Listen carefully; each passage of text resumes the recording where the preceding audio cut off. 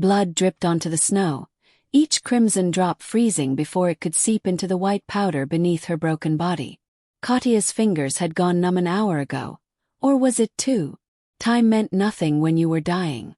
The wolf pack had left her here, cast out like garbage, and the blizzard was ensuring she'd never be found. Her omega wolf whimpered inside her chest, too weak to even surface. This was the end. But if you're loving this story, do me a favor right now. Hit that subscribe button and turn on notifications so you never miss what happens next. And tell me the city you're watching from so I can send you a virtual hug. You're part of this journey with me, and I want to know where my story family is watching from tonight. The rejection had come swift and merciless. An omega who cannot bear children has no place in this pack, Alpha Mikhail had declared, his voice echoing through the great hall while every wolf in the Volkov pack watched. Katya had stood there, her head bowed, knowing that to meet his eyes would mean instant death. The pack healer, old Daria, had announced it that morning. Katya's omega designation was flawed, broken. The fever that had nearly killed her as a child had left her barren. In a world where omegas existed solely to produce heirs, to strengthen bloodlines and forge alliances, Katya was worthless. They'd stripped her of her name, her rank, her home. The clothes on her back were thin, inadequate for the Siberian winter that raged beyond the pack's protective barriers. And then they'd done something worse than killing her outright. They'd opened the gates and thrown her into the wilderness to let nature finish what their cruelty had started. Katya had walked for hours, stumbling through snow that reached her thighs, until her legs simply stopped working. She'd collapsed against a tree, watching as the gray sky darkened to black, feeling her heartbeat slow with each passing moment. The cold was almost comforting now. They said freezing to death was peaceful, that you simply fell asleep and never woke up. Her eyes drifted closed. Well, what do we have here? The voice cut through the wind like a blade, deep, commanding, laced with something that made even her dying omega wolf stir with recognition. Power. Pure, undiluted alpha power. Katya forced her eyes open, though her lashes were crusted with ice. Through the swirling snow she saw him, a massive figure, dark against the white landscape. His eyes glowing amber in the darkness. Not just any alpha. Even in her half-dead state, she could feel the authority radiating from him like heat from a forge. "Please," she whispered, though her voice was barely audible. "Let me die in peace." The alpha moved closer, and suddenly he was kneeling beside her, his large hand brushing snow from her face. His touch burned against her frozen skin. What pack throws an omega into a blizzard? The Volkov pack. The words scraped from her throat. "I'm defective, Baron. I'm no use to anyone." Something dangerous flashed in those amber eyes. "I'll decide what use you are. I am Dmitry Romanov, Alpha King of the Northern Territories. And I don't let wolves die in my forest." Before Katya could process his words, Alpha King, the legends about him were whispered in every pack. He was unwrapping a heavy cloak from his shoulders. The fabric was black as midnight, lined with fur, and when he wrapped it around her trembling body, warmth flooded through her so suddenly it hurt. "I don't want your pity," Katya managed, even as her traitorous body burrowed into the blessed heat of his cloak. It smelled like pine and smoke and something wild that made her omega wolf keen with longing. "Good. I'm not offering pity." Dmitry scooped her up as if she weighed nothing, cradling her against his chest. "I'm offering survival. Whether you accept it or not isn't really up for discussion." Katya tried to protest, but consciousness was slipping away from her like water through her fingers. The last thing she registered was the steady rhythm of his heartbeat against her ear and the sensation of moving swiftly through the forest. His powerful strides eating up the distance while his warmth seeped into her frozen bones. When she woke, she was no longer dying in the snow. Katya's eyes opened to flickering firelight dancing across wooden beams overhead. She was in a bed, a real bed with furs piled so high she was cocooned in warmth. Her fingers flexed experimentally. They hurt, a deep aching throb, but they moved. She was alive. "The healer says you'll keep all your fingers and toes. You're lucky." That voice again, the one that commanded attention without trying. Dmitri sat in a chair near the fire, his massive frame somehow elegant despite his size. He was watching her with those unsettling amber eyes, and in the firelight she could finally see him clearly. He was beautiful in the way that dangerous things are beautiful. Sharp cheekbones, a strong jaw darkened with stubble, black hair that fell past his shoulders. Scars marked his face and hands, evidence of battles won. Everything about him screamed predator, from his casual stillness to the coiled strength visible even at rest. "Why did you save me?" Katya pulled the furs closer, suddenly aware that someone had changed her clothes. She wore a soft nightgown that definitely wasn't hers. "Would you have preferred I left you there?" "Yes." The honesty surprised even her. "I have nothing to offer you. Whatever debt you think I owe. I don't trade in debts." Dmitri stood, and she was reminded again of just how large he was. Most alphas were tall, but he towered, his head nearly brushing the beams. "You were dying in my territory. That made you my responsibility. I'm not your responsibility. I'm not anyone's anything." Bitterness leaked into her voice. "That's the whole problem. The healer told me what they said about you." He moved to the window, looking out at the snow that still fell heavily. "That you can't bear children." Shame burned through her, hot and familiar. "Then you understand why saving me was pointless. I'm defective, broken. An Omega who can't fulfill her purpose might as well be dead." The silence stretched so long that Katya thought he wouldn't respond. When he finally turned back to her, his expression was unreadable. "Is that what you believe? That your only purpose is breeding?" "It's not about what I believe. It's fact. Omegas exist to strengthen packs through bloodlines. Without that I'm—" "Tell me your name." The abrupt change in topic threw her. "What? Your name? Do you have one, or did they take that too?" "Katya." Felt strange to say it aloud. "Katya Volkov. Though I suppose I can't use that surname anymore."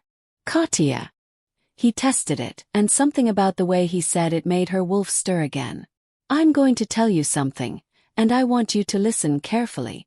The Volkov pack is run by a fool.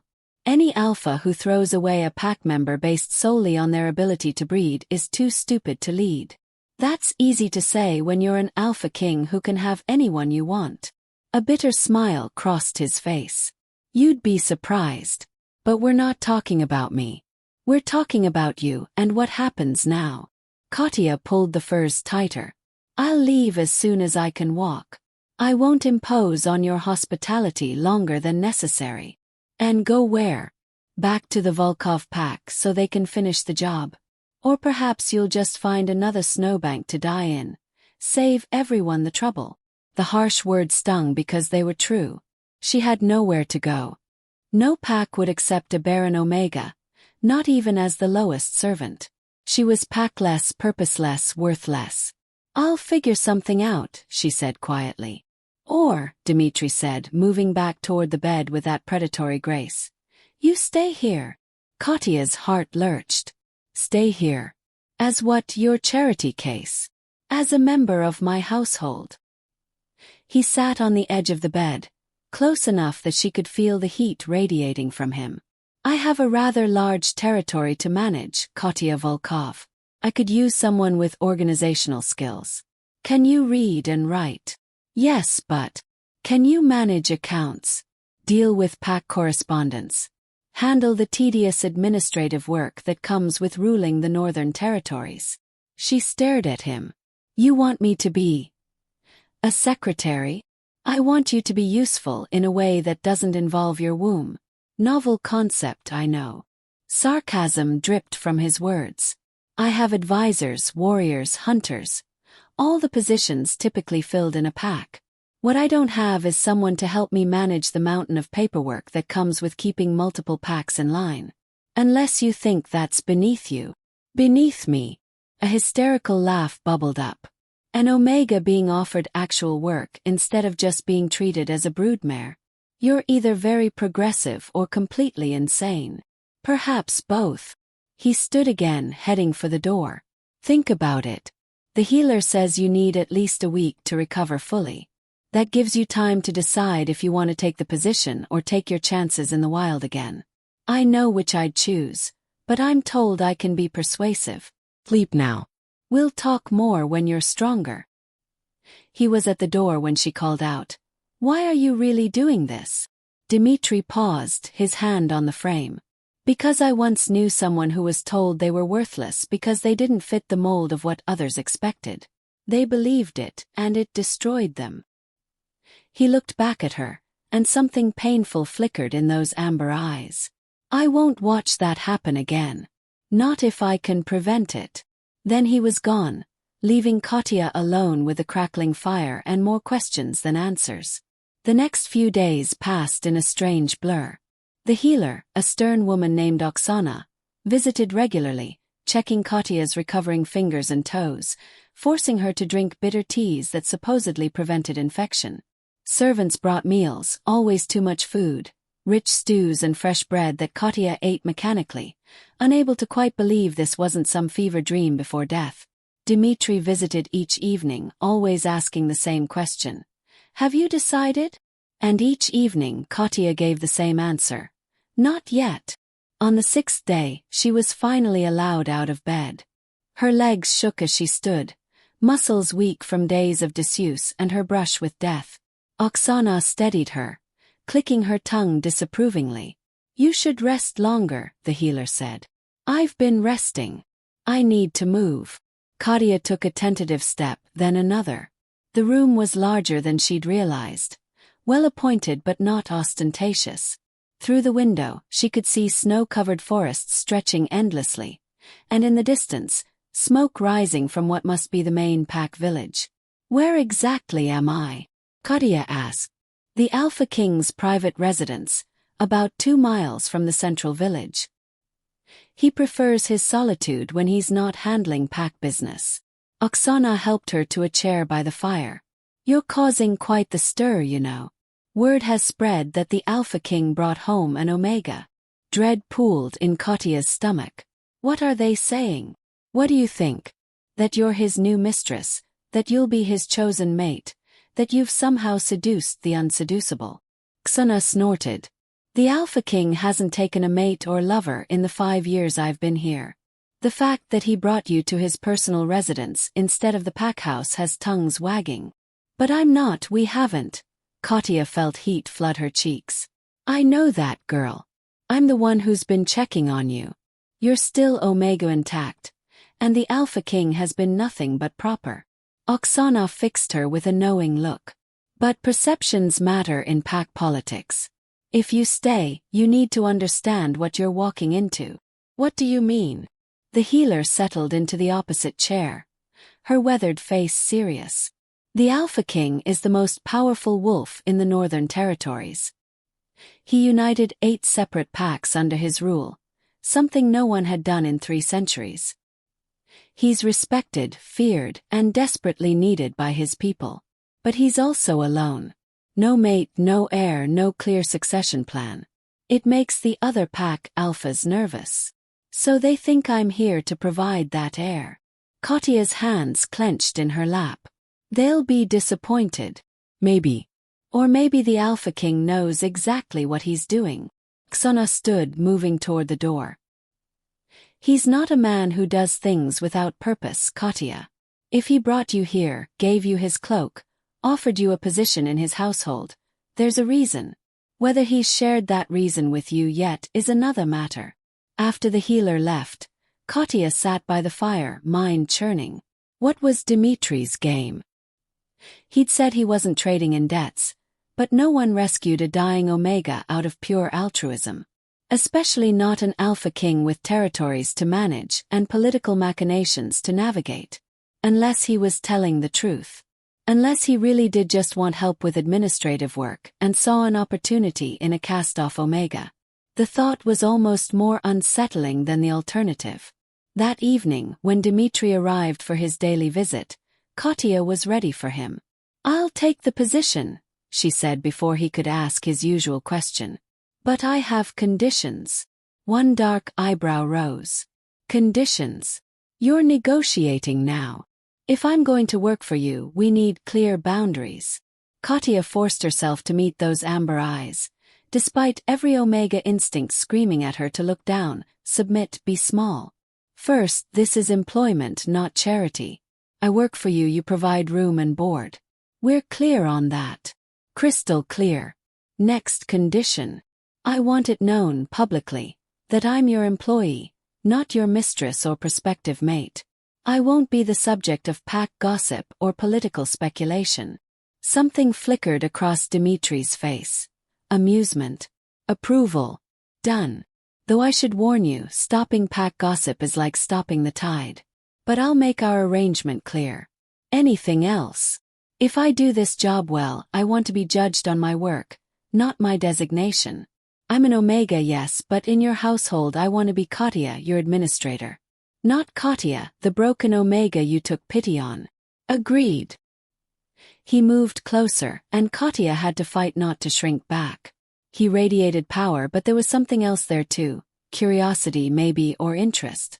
You negotiate like someone who's done this before. My father was a pack trader before he died. I watched him make deals. The memory brought unexpected pain. Her father had been the only one who'd ever treated her like she was more than her Omega status. He said the key to any negotiation was knowing your value and refusing to accept less. Smart man. Dimitri pulled something from his pocket, a small wooden box. He held it out to her. Then, as your employer, here's your first assignment. Katya took the box, opening it carefully. Inside was a silver pin, beautifully crafted in the shape of a wolf mid-leap. What is this? The mark of my household. Everyone who serves in an official capacity wears one. Yours denotes your position as administrative coordinator. Fancy title for person who keeps me from drowning in paperwork. He gestured to the pin. Wear it, and everyone will know you have my backing.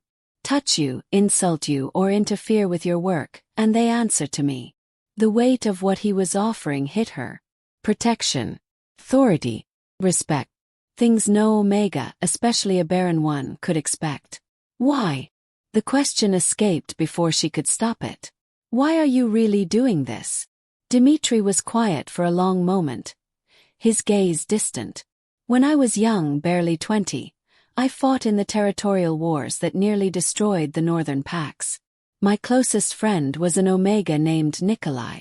He was brilliant, tactical mind like you wouldn't believe. He could read a battle like others read books, predict enemy movements, plan strategies that saved hundreds of lives. He paused, and Katya waited, sensing this was important. But he was an Omega, and back then, that meant he couldn't officially serve as a strategist. The alpha of our pack used his ideas but gave him no credit, no position, no respect. Nikolai was expected to mate, breed, be quiet. It destroyed something in him, watching others take credit for his work, being treated as nothing more than an incubator. Dimitri's hands clenched. He killed himself the day his first child was born. Left a note saying he'd fulfilled his purpose and had nothing left to live for. I'm sorry, Katya whispered.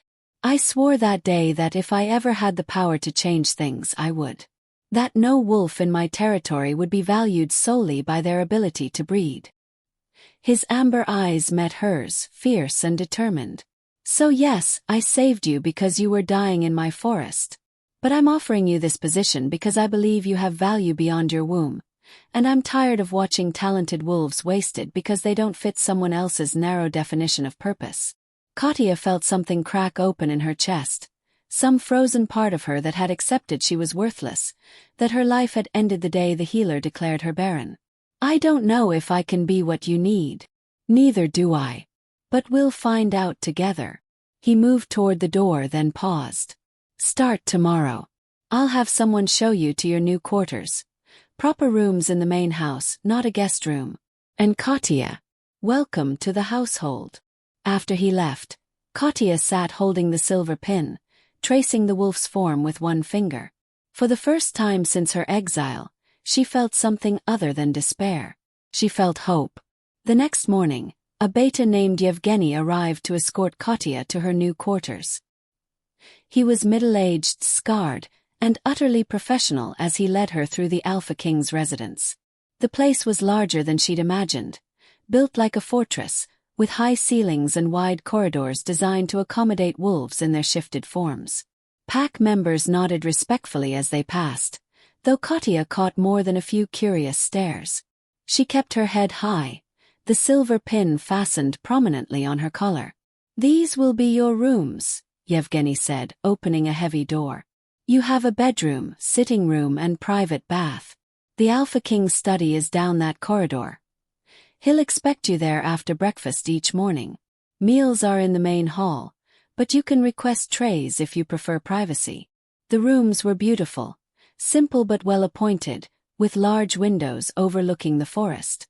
A desk sat in the sitting room, already stocked with paper, ink and writing supplies.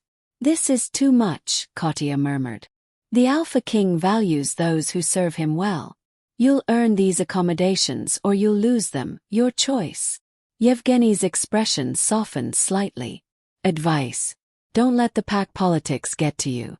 There will be wolves who resent your position, others who think you're getting preferential treatment because you're an Omega the Alpha King rescued. Ignore them. Do your job, prove your worth, and they'll come around. And if they don't..." A grim smile crossed his face. "Then they'll learn why it's unwise to cross the Alpha King's household." After Yevgeny left, Katya unpacked the few belongings that had been salvaged from her exile, mostly just the clothes on her back, now cleaned and mended. She changed into a simple dress, pinned the silver wolf to her collar, and made her way to Dmitri's study. The door was open. Inside, Dmitri sat behind a massive desk literally covered in papers, scrolls and correspondence. He looked up as she entered, and something like relief crossed his face. "Thank the moon. I was beginning to think I'd hallucinated our conversation and you'd fled in the night. I gave my word." Katya moved closer, eyeing the chaos.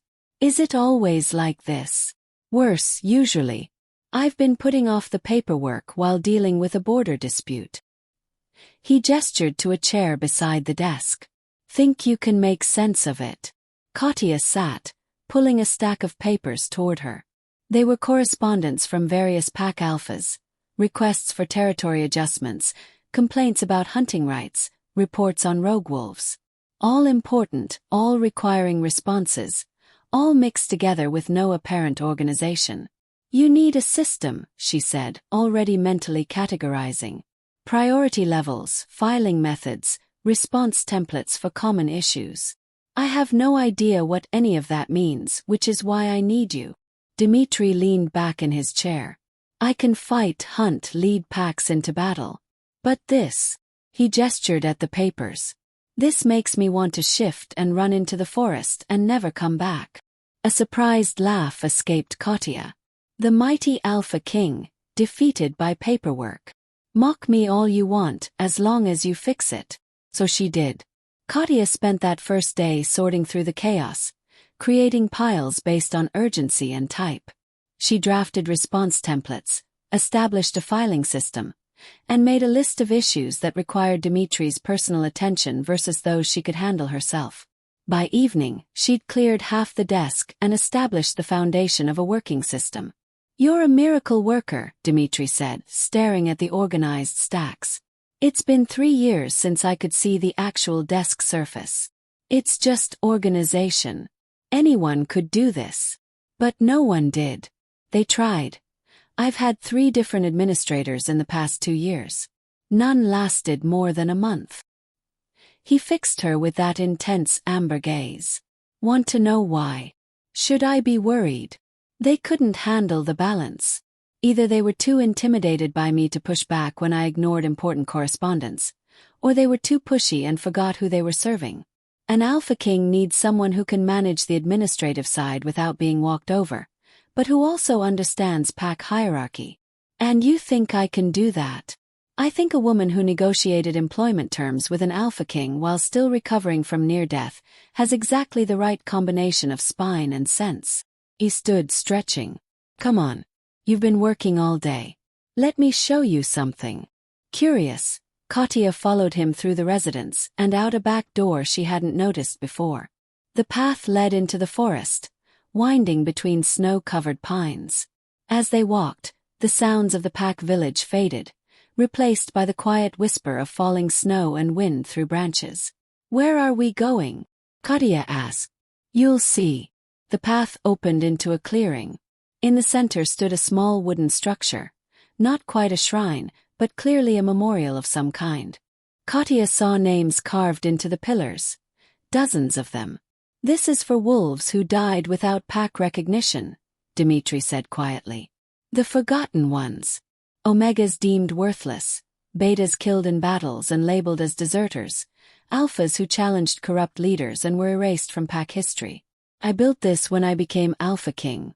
Every name I could find, carved here so they'd be remembered. Katya moved closer, reading the names. Nikolai Petrov was there, near the top.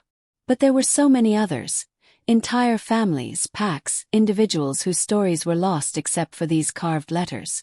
Why show me this? She asked. Because I want you to understand what drives me.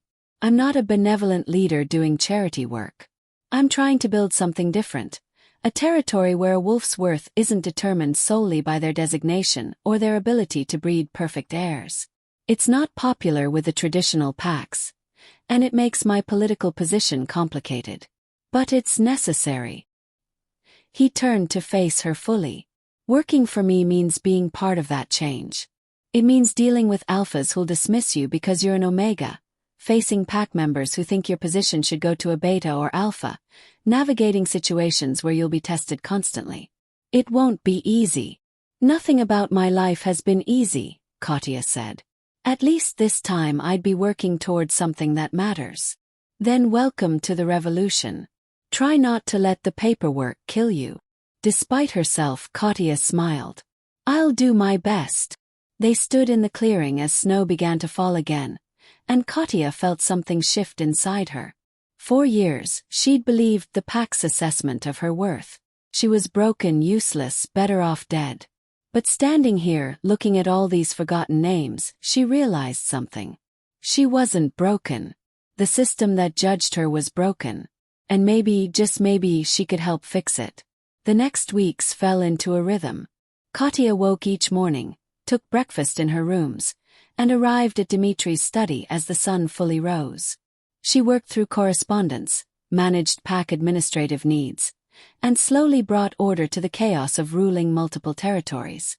It was exhausting. It was challenging. It was the most fulfilling thing she'd ever done. Dmitri was right about the challenges. Pack alphas would send correspondence addressed only to him, ignoring her responses until she learned to forge his signature on routine matters. Pack members would try to circumvent her, going directly to Dmitri until he started redirecting them back to her. And there were the whispers, always the whispers, about the Baron Omega who'd somehow charmed her way into the Alpha King's household. But there were victories too. A border dispute she resolved through careful negotiation rather than violence. A supply chain issue she fixed, ensuring smaller packs got their fair share of winter resources. Administrative reforms that made pack members' lives tangibly better. And through it all there was Dmitri. He was unlike any alpha she'd ever known. Powerful, yes.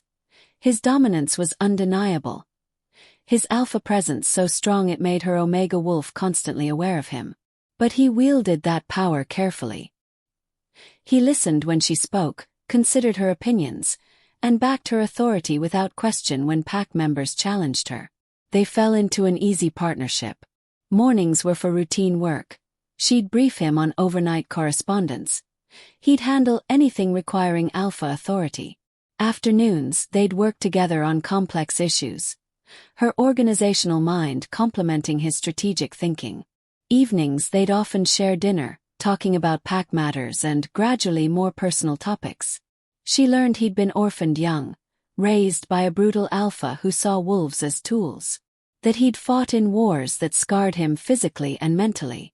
That he'd taken control of the Northern Territories not because he wanted power, but because someone needed to stop the endless pack conflicts that were killing wolves by the hundreds. I never wanted to be Alpha King, he admitted one evening, about a month after she'd started working for him. They were in his study, a rare fire burning while wind howled outside. I just wanted to protect my pack. But one fight led to another, one alliance led to another, and suddenly I had 8 packs looking to me for leadership. Do you regret it? Katya asked. Sometimes. The responsibility is crushing. Every decision affects thousands of lives. Every mistake costs someone something precious. He stared into the fire. But if not me, then who? Another power-hungry alpha who'd rule through fear. A weak leader who'd let the territories fall back into chaos. At least I'm trying to do it right. You are doing it right, Katya said softly. The reforms you've implemented, the way you handle disputes, the protection you offer smaller packs, that matters. Does it? He looked at her, and something in his expression made her breath catch. Some days I wonder if I'm just putting prettier wrappings on the same broken system. You showed me that memorial in the forest. Those names exist because you cared enough to remember them. That's not just prettier wrappings, that's fundamental change. They lapsed into comfortable silence, the fire crackling between them. Moments like these had become common, quiet evenings where they could just exist together without the weight of their positions. Katya treasured them, even as she tried to ignore the growing warmth in her chest whenever Dmitri was near. She was not developing feelings for the Alpha King. That would be stupid, dangerous, and completely inappropriate. Except she absolutely was. It hit her one afternoon when they were reviewing supply requests. Dmitri was leaning over the desk, one hand braced near hers as he pointed to something on a map, and she caught his scent, pine and smoke and something uniquely him. Her Omega wolf surged up, purring with contentment at his nearness, and Katya realized with dawning horror that she was completely, utterly attracted to him. Katya, you all right? He was looking at her with concern. You went pale. Fine, she managed. Just tired. Long day. It was the first lie she'd told him, and it tasted bitter on her tongue. That night, she lay awake in her room, staring at the ceiling. This was a disaster. She was employed by Dmitri, dependent on him for shelter and purpose. She was a barren Omega with no prospects, no pack, nothing to offer someone like him. And he was the Alpha King, with territories to manage and political responsibilities that required a proper mate, not a broken Omega he'd rescued from the snow. The smart thing would be to crush these feelings, maintain professional distance, and be grateful for what she had. The problem was, Katya had never been good at doing the smart thing. The situation came to a head during the winter gathering. Every year, the Alpha King hosted a gathering where all the pack alphas in the Northern Territories came together for negotiations, celebrations, and political maneuvering. It was equal parts diplomatic summit and pack festival, and this year would be Katya's first attendance. You don't have to go, Dmitri said when he told her about it. The other administrators never attended. They found the pack politics too overwhelming. I'm not the other administrators. Katya straightened her shoulders. If I'm going to be effective in my position, I need to understand the political landscape. I'll attend. Something flickered in his eyes. Pride? Approval. Then you'll need proper clothing. I'll have the seamstress. I can manage my own clothing, Katya interrupted. I'm employed here, remember? Not a charity case. Stubborn Omega, he muttered, but there was warmth in it. The winter gathering began 3 days later. The Alpha King's residence filled with visiting pack members, alphas with their entourages, betas seeking alliances, omegas paraded like prizes. Katya felt the eyes on her everywhere she went, the whispers that followed. That's her, the Baron Omega. Can't believe the Alpha King has her working for him. What's she really doing in his household? My sister is an Omega, fertile and beautiful. If the Alpha King needs. Katya tuned it out and focused on her work. The gathering meant increased correspondence, complex negotiations that needed documenting, and constant administrative fires to put out. She worked from dawn until late into the night, managing the chaos with the same organizational skills she'd brought to Dimitri's study. On the third night, there was a formal dinner. Katya had planned to skip it. She'd been working for 15 hours straight and wanted nothing more than her bed, but Dimitri found her in the study. "You're coming to the dinner," he said. "It wasn't a request. I have work. The work can wait. You've been hiding in here for 3 days, and it's being noticed. Whispers are starting that you're not attending because you're not allowed, or because the other packs have intimidated you." His expression was serious. "I need you at that dinner, Katya. Not as my administrator but as a visible member of my household. Show them you're not afraid." So she went, wearing the best dress she owned, simple dark blue wool, nothing fancy, with her silver wolf pin prominently displayed. The dining hall was packed with visiting wolves, the air thick with competing alpha dominances and omega pheromones as unmated females vied for attention. Katya was seated at Dimitri's right hand, a position of honor that sent shocked murmurs through the crowd. To her left was Alpha Fyodor of the Eastern Pax, a grizzled old wolf who'd ruled his territory for 30 years. "So you're the Omega everyone's talking about," Fyodor said, looking her over critically. "The Baron won the Alpha King rescued." "I'm the administrative coordinator for the Northern Territories," Katya replied evenly. "My ability to bear children has no relevance to my work." "Defensive, aren't you? Must be difficult, being reminded constantly of what you lack." "The only thing difficult about this conversation is maintaining politeness when you're being deliberately insulting." Katya met his eyes without flinching. "Was there something specific about pack administration you wanted to discuss, Alpha Fyodor? Or are you just making small talk?" Silence rippled out from their exchange. An Omega, a Baron Omega, had just verbally slapped down one of the most powerful alphas in the territories. Then Dimitri laughed. It was a real laugh, genuine and warm, and it broke the tension. "She has you there, Fyodor. Perhaps try treating her with the respect her position deserves, and she'll be less defensive." Fyodor stared at Katya for a long moment, then surprised her by laughing too. "Fair enough. My apologies, administrative coordinator. I'm used to Omegas who simper and flatter. Your directness is refreshing." The rest of the dinner passed more smoothly, though Katya felt the weight of every stare, every whispered conversation. She was being evaluated, judged, measured against whatever expectations these visiting wolves had. When an Omega from the Southern Pack made a pointed comment about the importance of bearing strong heirs, Katya simply smiled and changed the subject. When a Beta challenged her knowledge of border treaties, she recited the relevant passages from memory, shutting down the challenge instantly. By the time the dinner ended, she was exhausted, not from the work, but from the constant social warfare. She slipped out of the hall as quickly as possible, heading for the quiet sanctuary of her rooms. She didn't make it. "Katya, wait." Dimitri caught up with her in the corridor, his long strides eating up the distance. "You handled that brilliantly. I survived it. There's a difference. You did more than survive. You showed them exactly what I needed them to see, that you're competent, confident, and not to be dismissed." He moved closer, and suddenly the corridor felt very small. "Fyodor came to me after dinner. He wants to hire you to organize his pack's administrative systems." Katya blinked. "What?" "I told him no, obviously. You're mine." He paused, something flickering in his eyes. "I mean, you work for me. Your contract is with the Northern Territories." The slip in his words hung between them, heavy with implications neither of them seemed ready to address. "I should go," Katya said softly. "It's been a long day." "Katya!" He reached out, his hand catching her arm gently. The touch sent electricity through her, her Omega wolf practically singing at the contact. "Thank you.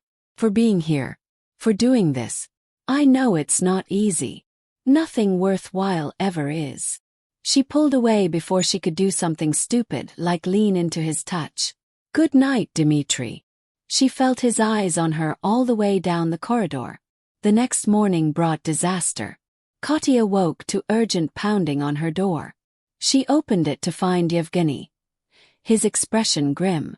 The Alpha King needs you in his study immediately. There's been an incident. She dressed quickly and hurried to the study, where she found Dmitri in a cold rage, the kind that was more terrifying than any shouting. Several pack alphas were there, including Fyodor and a younger alpha named Boris from the western packs. What's happening? Katya asked. Alpha Boris has made a formal complaint, Dmitri said, his voice dangerously quiet. He claims your presence at last night's dinner was inappropriate, that having a Baron Omega in a position of authority violates pack tradition and undermines proper hierarchy. Katya's stomach dropped. I see. It's not personal, Boris said, though his expression said otherwise. But traditions exist for a reason. Omegas serve the pack through bearing children. Those who cannot fulfill that purpose should accept lesser roles, not be elevated to positions above their station. Lesser roles. Katya kept her voice level despite the fury building inside her. You mean servitude, invisibility, erasure. I mean knowing their place, Boris shot back. The Alpha King may be powerful, but even he cannot simply discard centuries of tradition because he feels sorry for a broken Omega. Careful, Dmitri growled, his alpha dominance slamming through the room so hard that Boris actually stumbled back. You're speaking about a member of my household. Which is the problem? Boris recovered his footing, though he was paler. You show her favoritism because of whatever arrangement you have. Finish that sentence and I'll finish you. The threat in Dmitri's voice was absolute.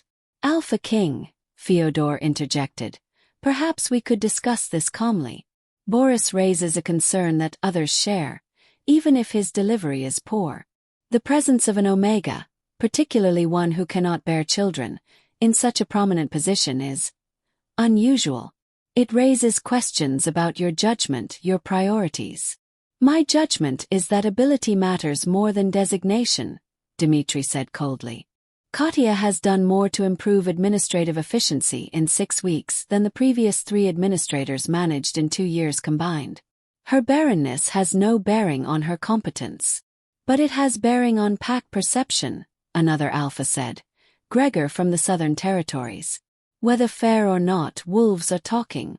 Some see her elevation as a slight against fertile Omegas. Others wonder if your attachment to her is clouding your judgment. My attachment. Dmitri's voice dropped to a deadly whisper. Explain what you mean by that. The room fell silent. No one wanted to directly accuse the Alpha King of impropriety, but the implication hung in the air like poison. Katya felt something in her chest crack. This was her worst fear realized, that her presence would damage Dmitri's reputation, undermine his authority, make his already difficult position impossible. Perhaps, she said quietly, I should resign. Every head turned toward her. Dmitri looked like she'd struck him. If my presence is causing political complications, then the solution is simple. I'll step down from my position. You can hire someone more acceptable. The words tasted like ash, but she forced them out. I'm grateful for the opportunity you've given me, Alpha King. But I won't be the reason your authority is questioned. No. One word, absolute and final. Dmitri moved to stand beside her, his presence a wall of support at her back. Katya is the best administrator the Northern Territories have ever had. These days, anyone who has a problem with that can challenge me directly. Alpha King, Boris said carefully, we're not challenging your authority. We're trying to help you see that this situation is untenable. The Omega cannot. The Omega has a name. Use it. Fine. Katya cannot continue in this position without damaging your political standing. Other pack alphas are already questioning your judgment. If you want to help her, find her a different role. But keeping her as your administrative coordinator sends the message that you value your personal feelings over pack stability. My personal feelings. Dmitri's laugh was bitter. You think this is about my feelings? This is about building a territory where wolves are valued for their contributions, not just their ability to breed. Katya represents that change. If supporting her costs me political capital, so be it. It could cost you more than political capital, Fyodor said gravely. Force the other alphas to choose between tradition and your reforms, and you might not like the result. The northern territories are united under your rule, but that unity is fragile. Push too hard and it shatters. The unspoken threat was clear. Keep Katya in her position and risk civil war. Katya looked at Dmitri, saw the tension in his jaw, the conflict in his eyes. He was Alpha King, responsible for thousands of wolves across multiple territories. How could she let him risk all of that for her? I'll resign, she said again, firmer this time. It's the right choice. It's not your choice to make. Dmitri turned to face the assembled alphas. Here's what's going to happen. Katya stays as administrative coordinator. Her position is non-negotiable. If any alpha has a problem with that, you're welcome to challenge me formally. Otherwise, we're done here. The alphas exchanged glances, clearly unhappy but unwilling to push further. One by one they filed out, until only Fyodor remained. You're making a mistake, the old alpha said quietly. I like the girl, I do. She's got fire. But this isn't about her worth or her competence. It's about power, politics, and perception. You're giving your enemies ammunition. Then let them shoot, Dmitri said. I'm done compromising my principles for political expediency. After Fyodor left, the study fell into heavy silence. Katya stood frozen, unsure what to say, what to do. Part of her was grateful for Dmitri's support. Another part was terrified of what it might cost him. You should have let me resign, she said finally. No. He moved to the window, staring out at the snow-covered forest. I should have seen this coming. Should have anticipated that placing you in such a visible position would make you a target. I knew it would be difficult. I accepted that. Difficult is one thing. Having your entire existence questioned, being used as a weapon against me, that's different. He turned back to her, and the pain in his expression made her chest ache. They're right about one thing. This is my fault. I put you in an impossible position. You gave me purpose, Katya said fiercely. You gave me a reason to live when I was ready to die in the snow. Don't you dare apologize for that. But at what cost? If the territories fall into civil war because I refuse to bend on this, then we'll deal with it. Together. She moved closer, drawn by something she couldn't name. You told me you were trying to build something different. Change is never easy. There's always resistance. But giving in to that resistance means nothing ever changes. When did you become the wise one? A hint of a smile touched his lips. I learned from an alpha king who refuses to compromise his principles. She smiled back, and for a moment the weight of politics and tradition fell away, leaving just the two of them in the quiet study. Then Dmitri did something unexpected. He reached out and tucked a strand of hair behind her ear, his fingers lingering against her cheek. You're remarkable, Katya Volkov. I hope you know that. Her breath caught. This was dangerous territory, the kind that led to complications neither of them could afford. But she couldn't bring herself to pull away. Dmitri. A sharp knock interrupted whatever she'd been about to say. They sprang apart as Yevgeny entered, his expression urgent. Alpha King, we have a problem. Alpha Mikhail from the Volkov pack has arrived. He's demanding an audience with you immediately. Katya's blood turned to ice. Mikhail. The alpha who'd cast her out, who'd thrown her into the blizzard to die. Why is he here? Dmitri's voice was sharp. He claims you're harboring stolen property. He wants Katya returned to the Volkov pack. The words hung in the air like a death sentence. Katya felt the world tilt beneath her feet. She wasn't free. She'd never been free. In Mikhail's eyes, in the eyes of traditional pack law, she still belonged to the Volkov pack, regardless of how they treated her. Over my dead body, Dmitri growled. That can be arranged. a new voice said from the doorway. Alpha Mikhail strode in without permission, flanked by 2 large beta guards. He was exactly as Katya remembered. Cruel eyes, sharp features, the kind of alpha who ruled through fear and brutality. His gaze found Katya and something ugly crossed his face. There you are. I should have known you'd survive. Cockroaches always do. Get out of my study, Dmitri said, his alpha dominance flooding the room.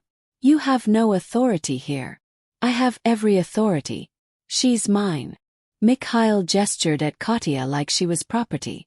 She was cast from my pack, yes, but she remains pack-bound until I formally release her. Which I never did. Therefore, she's still Volkov pack property. And you're harboring her without permission.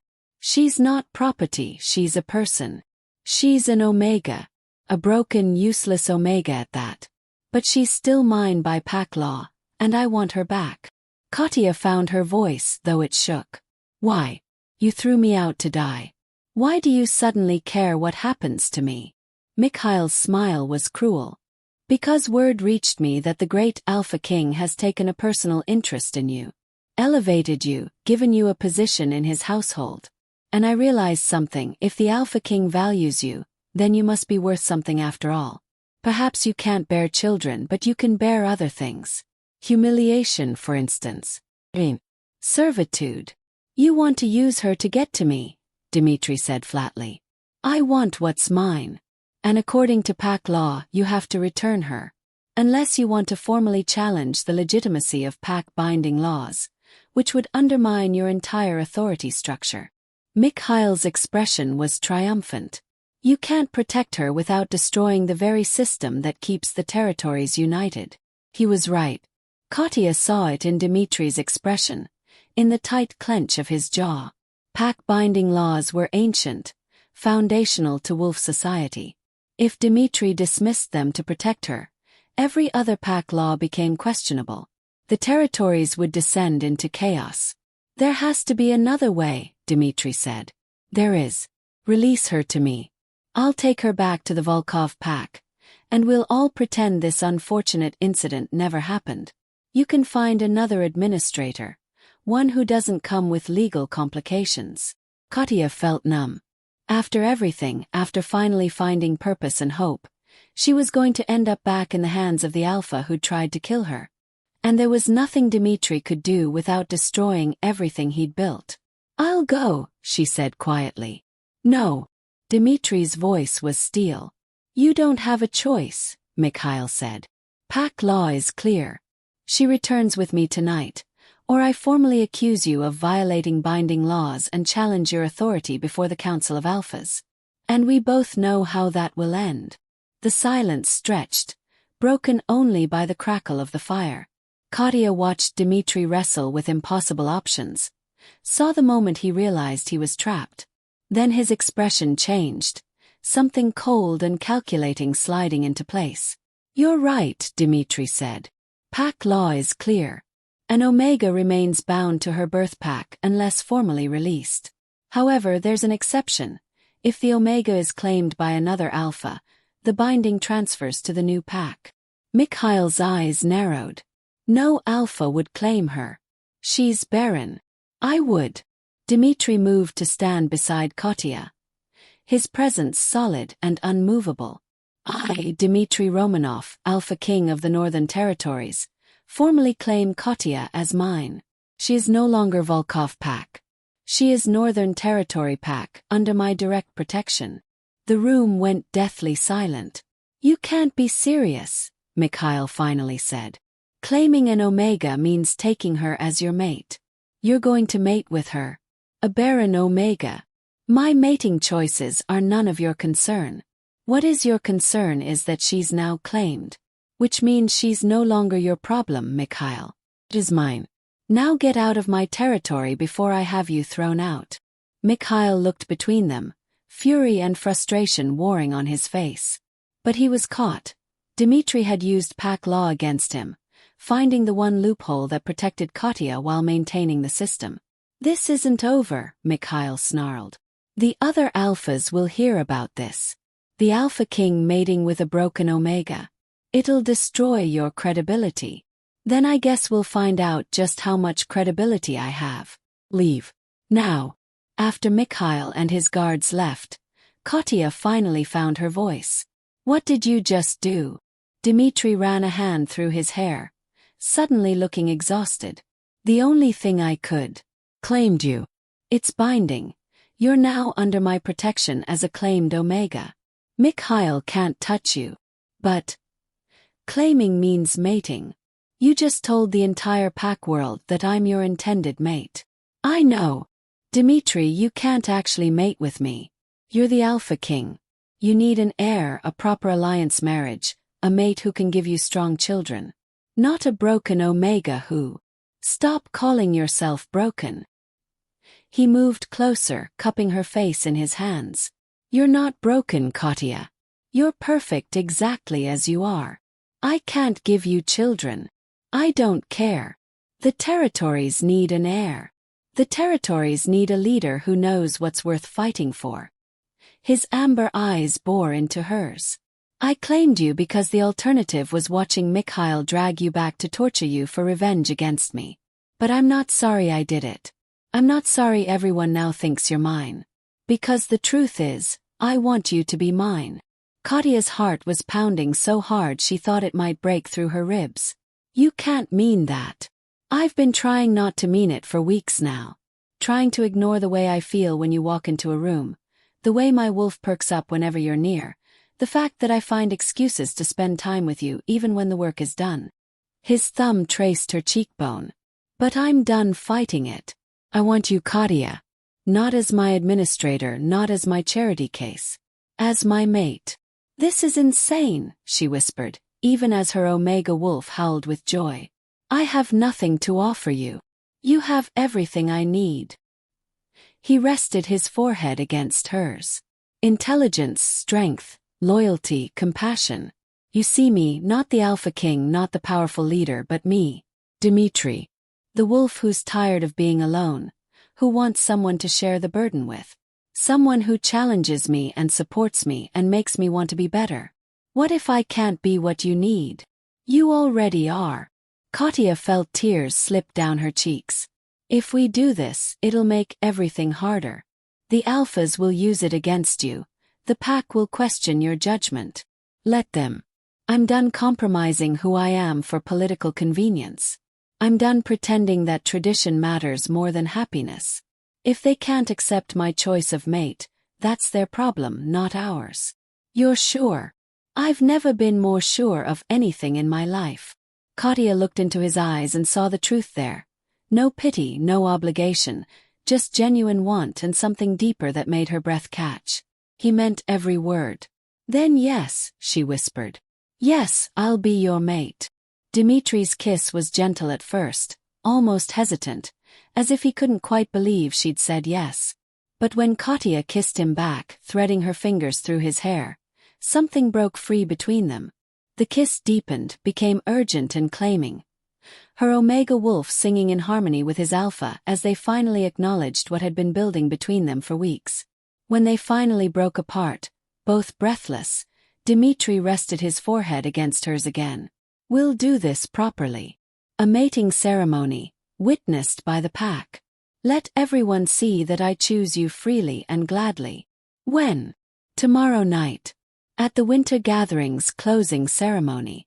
In front of every Alpha and pack member in the territories. His smile was fierce. Let them all see exactly what I think of their traditions and expectations. You're really committing to this rebellion thing, aren't you? If I'm going down spectacularly. Are you with me? Katya smiled through her tears. Always. The next 24 hours passed in a blur of preparation and whispered scandal. News of the Alpha King's claim spread through the gathered packs like wildfire. Some were shocked, others scandalized, a few genuinely happy for them. But all were talking. Katya was fitted for a ceremonial gown by a seamstress who worked in tight-lipped disapproval. She was tutored on mating ceremony protocols by Yevgeny, who seemed torn between happiness for Dmitri and concern about the political fallout. And she was visited by more omegas than she could count, all wanting to see the broken omega who'd somehow captured the Alpha King's heart. Through it all, Dimitri remained a constant presence. He didn't hide their connection, didn't ask her to be subtle. Instead, he walked through the residence with her hand in his, making it absolutely clear that she was his choice and he was proud of it. The evening of the ceremony, Katia stood in her rooms, staring at her reflection. The gown was beautiful, midnight blue silk that brought out her eyes, embroidered with silver wolves that caught the light. Her hair was unbound, flowing down her back in a tradition that symbolized an omega coming to her alpha willingly.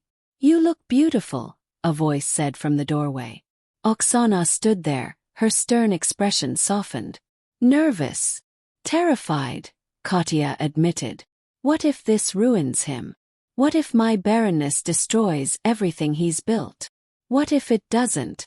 What if it shows every wolf in these territories that the Alpha King practices what he preaches, that wolves have value beyond breeding?" Oksana moved closer. "I've served the Alpha King for 5 years. I've never seen him happy. Not until you. Whatever happens politically, you've given him something precious. Don't diminish that." When it was time, Yevgeny escorted Katia to the Great Hall. It was packed with wolves, every alpha, every pack member from the gathering, all pressed together to witness this unprecedented event. The Alpha King mating with a barren omega. Dimitri stood at the front, wearing formal black with the silver emblem of his authority on his chest. When his eyes found Katia, they lit up with such genuine joy that her fear melted away. She walked down the aisle toward him, head high, refusing to shrink or hide. Let them stare. Let them whisper. She was choosing this, choosing him, and she wouldn't apologize for it. When she reached him, Dimitri took her hands, his touch warm and steady. The eldest alpha present, Fyodor, stepped forward to officiate, as tradition demanded. "We are gathered to witness the mating bond between Dmitry Romanov, Alpha King of the Northern Territories, and Katia, formerly of the Volkov Pack. This is a sacred bond, unbreakable once sealed. Do you both enter into this freely?" "I do," Dmitri said, his voice carrying through the hall. "I do," Katia echoed. "Then by the power vested in me by pack law and tradition, I have an objection." Alpha Boris stepped forward from the crowd. "This mating violates the natural order. An Alpha King should mate with an Omega capable of bearing heirs, not a Baron." "Careful," Dmitri said softly, dangerously. "That's my mate you're insulting. I'm stating facts. You're making a mistake that will cost the territory's stability and succession. I formally object to this mating." Murmurs rippled through the crowd. A formal objection meant the mating could be challenged, potentially blocked if enough alphas joined the protest. Anyone else? Dmitri looked around the hall, his expression daring others to step forward. Several alphas exchanged glances, but no one moved. Boris stood alone in his objection. "Then your objection is noted and dismissed," Fyodor said firmly. "One alpha does not override the choice of the Alpha King. The mating proceeds." Relief flooded through Katia. Dmitri squeezed her hands, his expression triumphant. Fyodor continued the ceremony, guiding them through the ancient words. When it came time for the marking, the final seal of the mate bond, Dmitri pulled Katia close, tilting her head to expose her neck. "Last chance to run," he whispered, low enough that only she could hear. "Not a chance," she whispered back. "You're stuck with me." His bite was swift and sure, his alpha canines sinking into the junction of her neck and shoulder. The mate mark bloomed there, visible proof of their bond. Pain flared, then transformed into something else, a connection snapping into place between them, her omega wolf finally recognizing its alpha, his alpha wolf claiming its mate. Katia felt the bond settle into her soul like a missing piece finally found.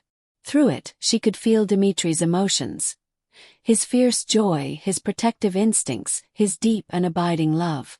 When he released her neck, she marked him in return, her smaller omega canines leaving her own claim on his skin. The bond completed, solidified, became unbreakable. "I present to you," Fyodor announced, Alpha King Dmitry Romanov and his mate Katya Romanov. The hall erupted in a mix of cheers and stunned silence. Dmitry pulled Katya into a kiss that left no doubt about the genuine nature of their bond, and through their new connection, she felt his absolute certainty that this was right. The celebration afterward was complicated. Some pack members were genuinely happy, seeing it as a sign that times were changing. Others were clearly uncomfortable with the Alpha King's choice. And a few, like Boris, were openly hostile. But Katya didn't care. She stood beside Dmitry, his mate mark visible on her neck, and for the first time in her life, she felt like she belonged somewhere. Later that night, alone in Dmitry's chambers, now their chambers, they finally had a moment to process what they'd done. "Any regrets?" Dmitry asked, pulling her into his arms. "Not a single one," Katya said honestly. "You. Only that I didn't do this sooner." He kissed her forehead. "Though I suppose we needed time to figure out what we meant to each other." "What do we mean to each other?" "Everything." He tipped her chin up, his amber eyes serious. "You're my mate, Katya. My partner, my equal, my chosen one. Not because of what you can give me but because of who you are. And I will spend every day of our lives proving that to you." Tears spilled down her cheeks. "I was dying in the snow. I'd given up. And then you found me, wrapped your cloak around me, and gave me a reason to live. You saved me in every way a person can be saved." "You saved me too," he said softly. "I was drowning in duty and obligation, forgetting why I took this position in the first place. You reminded me. You made me remember that leading means protecting the vulnerable, standing up for what's right even when it's hard. You made me want to be better." They stood there, wrapped in each other's arms, feeling the mate bond pulse between them like a living thing. Outside, snow began to fall again, covering the world in white. But inside they were warm, safe together. The political fallout from the mating would come. There would be challenges, opposition, wolves who tried to use their bond as a weapon. But they would face it together, Alpha and Omega, king and queen, partners in every sense. Katya thought back to that moment in the snow, when she'd been ready to die. If someone had told her then that she'd end up here, mated to the Alpha King, part of something bigger than herself, genuinely happy, she never would have believed it. But standing in Dmitry's arms, feeling his love through the bond, she finally understood something her father had told her long ago. Your value isn't determined by what others think you should be. It's determined by who you choose to become. She'd chosen to survive, fight, to believe that she was worth more than the pack's assessment of her. And in choosing herself, she'd found everything she never knew she needed. The weeks following the mating were challenging.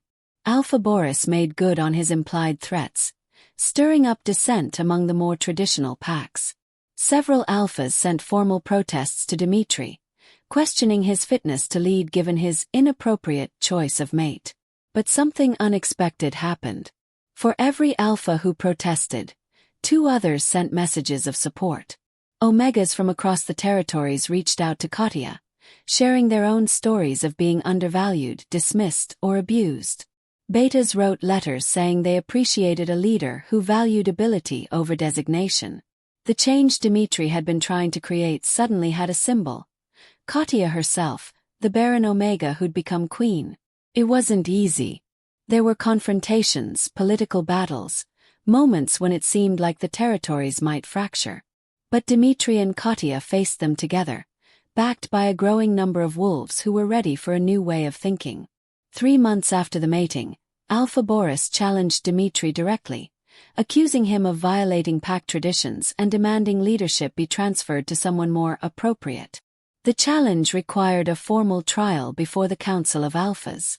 Katya stood beside Dmitry as Boris laid out his accusations, that Dmitry had allowed personal feelings to override his duty, that his mating to a Baron Omega proved he valued his own desires over the good of the territories, that his reforms were destroying the foundations of wolf society. When it was time for Dmitry to respond, He stood before the assembled alphas and spoke with quiet conviction. Alpha Boris claims I've let personal feelings override my duty. He's right. I chose to mate with Katya because I love her, not because it was politically advantageous. And I'd make that choice again every single time. He looked at Katya, his expression tender. But that doesn't mean I've failed my duty. My duty is to protect and lead these territories.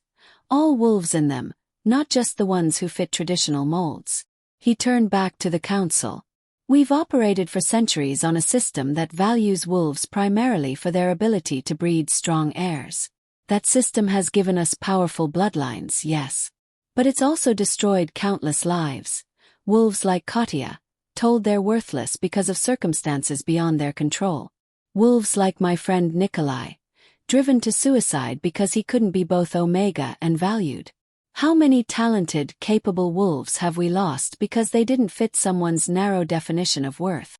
Tradition exists for a reason, Boris argued. Tradition exists because someone once decided something and everyone else went along with it, Dmitri shot back. But traditions can change. Should change when they cause more harm than good. I'm not destroying wolf society. I'm trying to build a better version of it. One where Katya can be queen. Where Omegas like Nikolai can serve as strategists. Where every wolf has the chance to contribute based on their abilities, not just their designation or breeding potential. Pretty words, Boris sneered. But the fact remains, you chose a mate who can't give you heirs. When you die, the territories will fall into chaos without a clear successor. Will they? Dmitri's smile was sharp. Or will the territories be stronger because I've built systems that don't rely on a single bloodline? Because I've trained capable administrators, established clear laws, created a government that can function beyond one alpha's rule? My father believed power came from fear and perfect bloodlines. Look where that got him. Dead at 50, betrayed by his own pack. I'm building something that lasts. Silence fell over the council. The alphas looked at each other, weighing his words. Finally Fyodor spoke.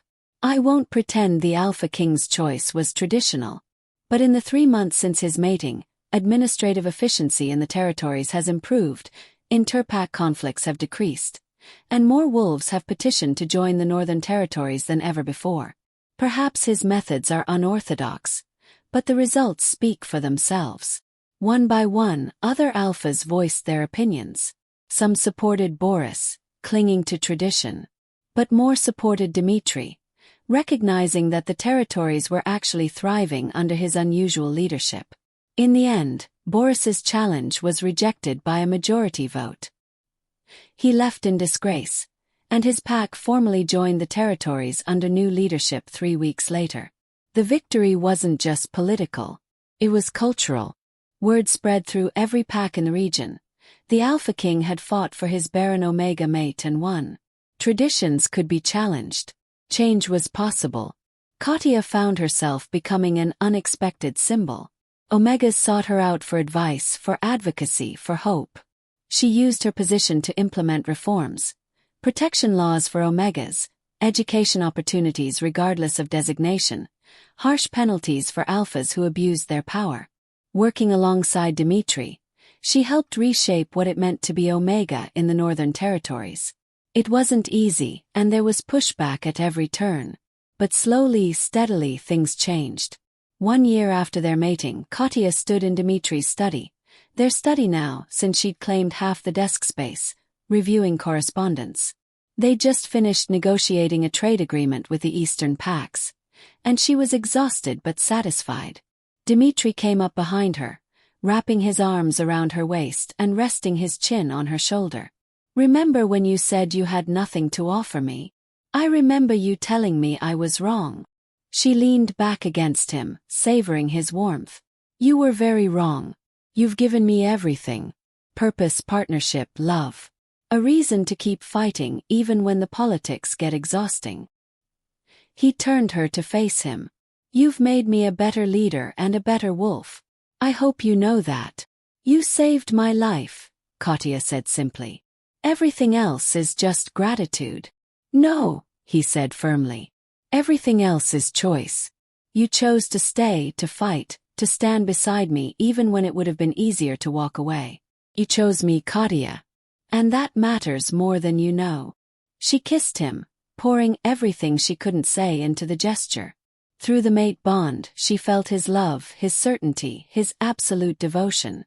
They'd started with conflict, her dying in the snow, him offering salvation. But they'd built something beautiful from that desperate beginning. A partnership that changed territories, a love that defied tradition, a bond that proved worth wasn't determined by biology or designation. Katya had been told her entire life that she was broken, worthless, better off dead. But standing in Dimitri's arms, feeling the mate bond pulse between them, she finally understood the truth. She wasn't broken. She'd never been broken. The system that judged her was broken, and together they were fixing it. 2 years after their mating, Katya received a letter that made her hands shake.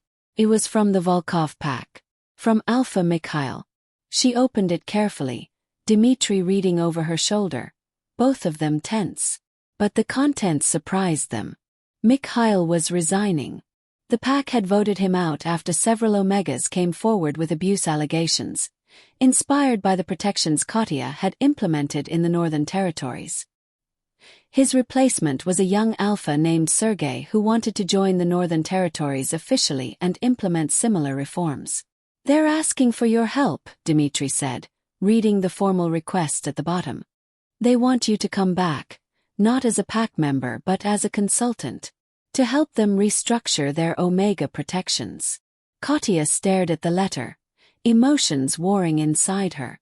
The pack that had cast her out, left her to die, was now asking for her help. "What do you want to do?"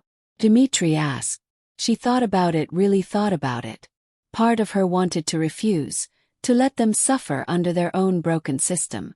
But another part, the part that had built something beautiful from tragedy, saw an opportunity. "I want to help them," she said finally. "Not for Mikhail and not for revenge. But for all the Omegas still there who are living the way I did, believing they're worthless if they can't breed.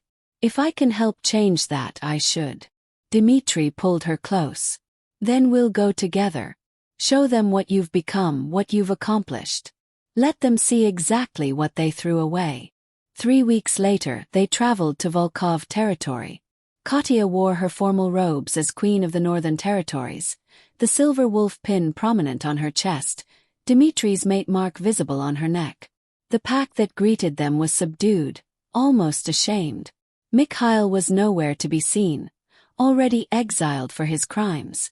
But Sergei was there, young and earnest, desperate to make amends for his pack's past. "Queen Katya," he said, bowing respectfully. "Thank you for coming. We know we don't deserve your help, but—" "You don't," Katya said bluntly. "Your pack tried to kill me. But this isn't about what you deserve. It's about the Omegas who are still suffering under old systems. For them I'll help. But understand this. I'm not here to make you feel better about your past. I'm here to make sure no other Omega suffers the way I did." Over the next month, Katya worked with the Volkov pack to completely overhaul their Omega treatment. She implemented protection laws, education programs, and most importantly, consequences for alphas who abused their power. She met with Omegas who shared stories eerily similar to her own, and she fought for each of them with the same fierce determination Dimitri had shown for her. On her last day in Volkov territory, an elderly Omega approached her. It was Daria, the healer who had diagnosed Katya's barrenness all those years ago. "I owe you an apology," Daria said, her voice heavy with regret. "I knew what my diagnosis would mean for you. I knew Mikhail would cast you out. But I was too afraid to lie, too bound by tradition to protect you." Katya studied the old woman, seeing genuine remorse in her weathered face. "Did you know he'd throw me into the blizzard?" "No. I thought he'd just demote you to servant status. When I heard what he'd done..." Daria's voice broke. "I thought you were dead. We all did. And I've carried that guilt ever since." "I almost was dead," Katya said quietly. "But I survived. I found something better than this pack ever offered me. So your apology, while noted, isn't for me. It's for every other Omega you diagnosed over the years. Every wolf you helped condemn to a life of worthlessness because of biology. If you really want to make amends, Daria, start now. Use your position to advocate for change. Protect the Omegas who come to you seeking help. Daria nodded, tears streaming down her face. I will. I swear it. As Katya and Dmitri left Volkov territory, she looked back one last time at the place that had been her prison. It didn't hurt anymore. The wounds had healed, transformed into scars that reminded her of her strength rather than her pain. Any regrets? Dmitri asked, echoing his question from their mating night. None. I'm glad we came. Glad I could help. She took his hand. But I'm even more glad to be going home. The Northern Territories. Her territories now as much as his. The place where she was valued, loved, respected. Where she'd built a life that meant something. The reforms they'd started rippled outward. Other territories began implementing similar changes, inspired by the Northern Territory's success. Slowly, the entire region began to shift its thinking about designation and worth. It wasn't perfect. There were still alphas who clung to old ways, still packs that resisted change. But progress was being made, one reformed law and protected Omega at a time. 5 years after Dmitri had found her dying in the snow, Katya stood before the assembled council of alphas, presenting a comprehensive proposal for region-wide Omega protections. She was no longer the frightened, broken wolf who'd accepted death. She was Queen Katya Romanov, mate to the Alpha King, architect of social reform, and voice for the voiceless. The proposal passed with overwhelming support. That night, she and Dmitri celebrated alone in their chambers, curled up together by the fire. Do you ever think about what would have happened if I'd died that night? Katya asked. If you'd been a few minutes later, or if you'd just kept walking. Every day, Dmitri admitted. And every day I'm grateful I didn't. You changed my life, Katya. Changed the territories. Changed everything. You saved me. We saved each other. He kissed her forehead. You gave me purpose beyond politics. I gave you a chance to discover your worth. We built something together that neither of us could have built alone. Through the mate bond, Katya felt the truth of his words. They were partners in every sense, equals despite what their designations might suggest. Together, they'd proven that love didn't require perfect biology, that worth wasn't determined by breeding potential, that change was possible even in the most tradition-bound societies. Years passed. The territories thrived under their combined leadership. The memorial in the forest gained fewer names each year as fewer wolves were cast aside for failing to meet arbitrary standards. Omegas across the region lived with protections and opportunities that previous generations could never have imagined. And through it all, Katya and Dmitri remained partners. They fought, sometimes, passionate arguments about policy or strategy that usually ended in compromise and understanding. They celebrated victories together and mourned setbacks as a team. They built a life that was messy and complicated and absolutely perfect. On the 10th anniversary of their mating, Dmitri took Katya back to the spot where he'd found her, that clearing in the forest where she'd been dying in the snow. Why are we here? Katya asked, though she knew. This place held significance for both of them. Because I never properly thanked this clearing for nearly killing you, Dmitri said with dark humor. If you hadn't been here, if I hadn't found you. He pulled her close. Everything would be different. Katya looked around at the peaceful winter landscape. Snow fell gently, covering the ground in white. But this time she was warm in thick furs, protected by the cloak Dmitri had wrapped around her shoulders before they left. The same cloak he'd given her that first night. I used to think this place represented the end of my life, she said. The moment I gave up. But now I realize it was actually the beginning. The moment everything changed. The moment we found each other. They stood in the clearing as snow fell around them. Alpha and Omega, King and Queen, two wolves who defied expectations and built something extraordinary from the ashes of tragedy. Katya thought about that desperate, dying Omega who'd whispered, Let me die in peace. When Dimitri first appeared, she thought about all the Omegas across the territories who now had protection, purpose, and hope because of the changes they'd implemented. She thought about the life she'd built, challenging, exhausting, and more fulfilling than she'd ever imagined possible. I love you, she said simply. Thank you for wrapping your cloak around me. For seeing worth in me when everyone else saw only broken Omega. For giving me a chance to become this. I love you too, Dimitri replied. And I'd find you in the snow 1,000 times over, wrap you in my cloak 1,000 times, and choose you as my mate 1,000 times. You were never broken, Katya. You were exactly what I needed, what the territories needed. You just needed someone to see it. They kissed in the falling snow, the mate bond singing between them, and Katya felt complete. Not because she'd found a mate, though that was wonderful. Not because she'd become queen, though that gave her platform for change. But because she'd finally found herself, discovered her own worth independent of anyone else's judgment. She'd been cast out, left to die, told she was worthless. But she'd survived. She'd thrived. She'd built a life of meaning and purpose and love. And every Omega who came after her would have it easier because of the path she'd blazed. That was worth more than any perfect bloodline, any breeding potential, any traditional expectation. That was legacy. That was change. That was hope.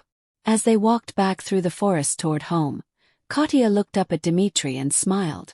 The Alpha King who'd found her freezing in the snow, who'd wrapped his cloak around the weak Omega no one wanted. Except she'd never been weak. She'd never been unwanted.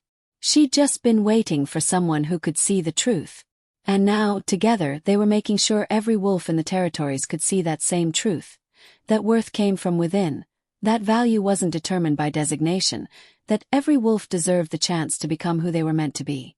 It had started with conflict and desperation in the snow. But it had become something beautiful, something lasting. Something that would echo through generations. All because an Alpha King chose compassion over tradition, and a rejected Omega chose to fight rather than surrender. Their story was still being written, day by day, reform by reform, life by life changed. And Katya couldn't wait to see what came next. But for now, in this moment, walking through the snow with her mate's hand in hers and the future stretching bright before them, she was simply grateful. Grateful for the blizzard that had almost killed her. Grateful for the Alpha King who'd saved her. Grateful for the life they'd built together. And most of all, grateful that she'd survived long enough to discover that her worth had been there all along, waiting to be recognized, honored, and celebrated. The snow fell softly around them as they walked home together, leaving the past behind and stepping boldly into a future they'd created through courage, love, and an unwavering belief that things could be better. And they were. They really were.